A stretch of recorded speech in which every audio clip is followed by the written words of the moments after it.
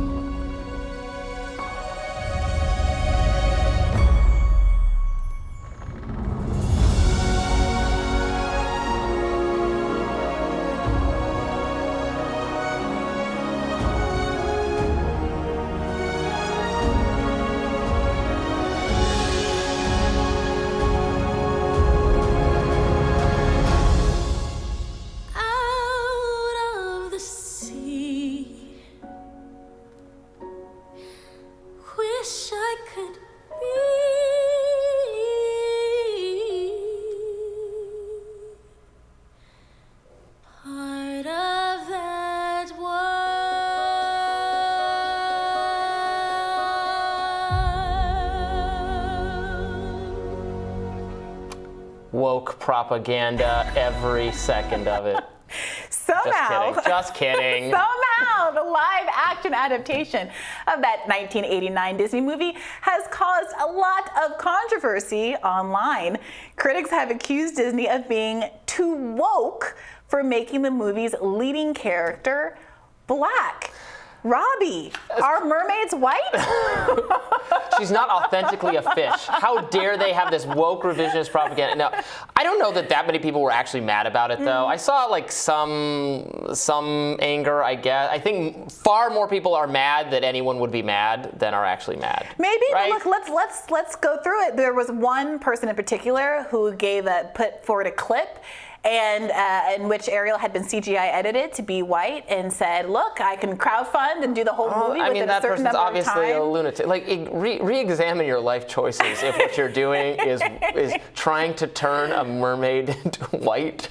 You know, Pocahontas, look, you said not a lot of people were that We were fussed. talking before we did the segment about how much I don't like that movie, which is not for any particular reason, I just didn't like it. Okay, but Robby, Pocahontas was trending all of yesterday on Twitter because people weren't talking about Elizabeth Warren. People were talking about the idea that people of color would have been so upset if Pocahontas or Mulan were cast as white characters or Japanese and Native American characters. That is dumb. Those characters are very deliberately part of a specific. They're historical figures. Right. They're real people, both of them. Yeah.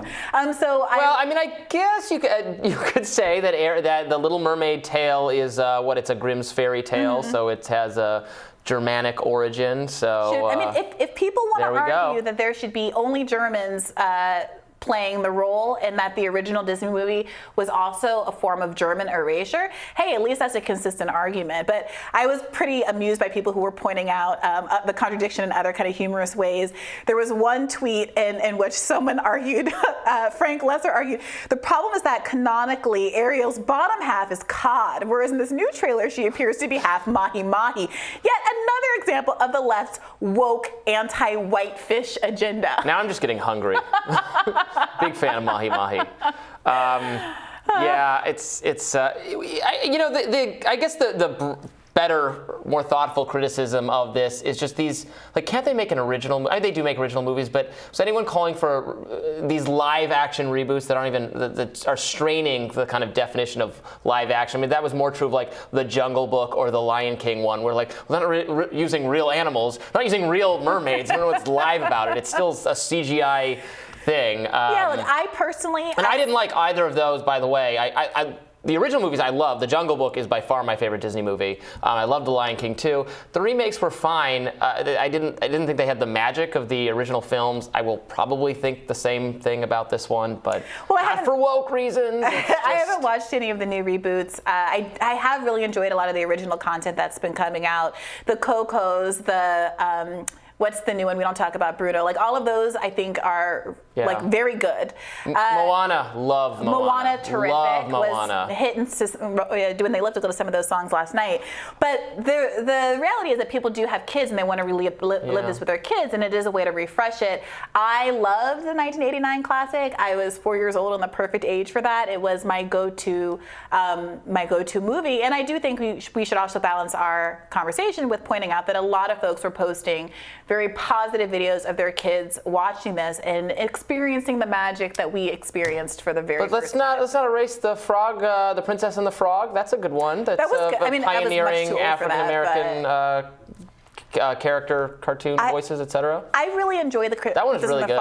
Underrated. The problem with the Highly Princess and the underrated. Frog, and I agree with this criticism, is that she was a frog for way too much of the movie. And after waiting for what was I like in law school when that movie came out? After waiting 20 odd years for a Black Disney princess, it was a little frustrating to get all of like 7 minutes runtime with her in a human body. Isn't he the frog? Doesn't he get turned into They're both frog? frogs. They're both frogs. She kisses him in the beginning, and they go on a whole frog adventure together. And the one scene where she has her big kind of, every lead has their big song, A Part of Your World, the Aladdin one, also A Part of Your World, I feel like it's called. I Can Show You the World. I Can Show You the World.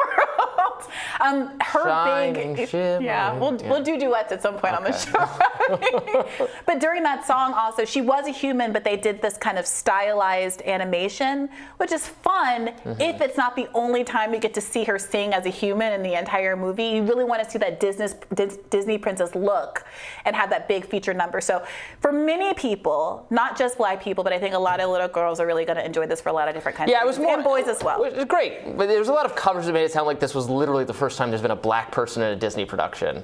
I'm like, no. I don't think that's what the implications. I didn't see any coverage that suggested that, but I did see other people pointing out that in other instances, when there is a hiring situation where a white person is cast and there are objections, the kind of responses that you get are, well, maybe this was the most qualified person, yada yada. And I will say, I do think that Halle Bailey, she is a singing pair with her sister Chloe and Halle. I think they're immeasurably talented, and I've been really enjoying watching their career after they were discovered, I think, on the internet by Beyonce like 10 plus years ago as little tiny girls.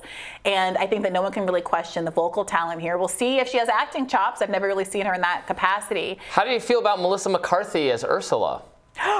Is that real? Yeah. I love it. So actually, some people were upset about that because the Ursula character is, an homage to a certain kind of drag performance person, and Melissa McCarthy is obviously wasn't voiced by a drag artist. Were they not? It was based on a woman that just passed away recently, actually. Right. I'm sorry. But the way she looked was drag inspired or something. Sure, like and that, everybody can do drag. I don't know how they're doing Melissa McCarthy. Everybody can do drag. I love Melissa McCarthy. I think she's really funny and talented. So some interesting. I'm just on the Wikipedia page now for the casting. Okay. Interesting. Well, Robby reads the Wikipedia page for the Little Mermaid movie. We'll let you go, but stick around. We'll have more Rising right after this.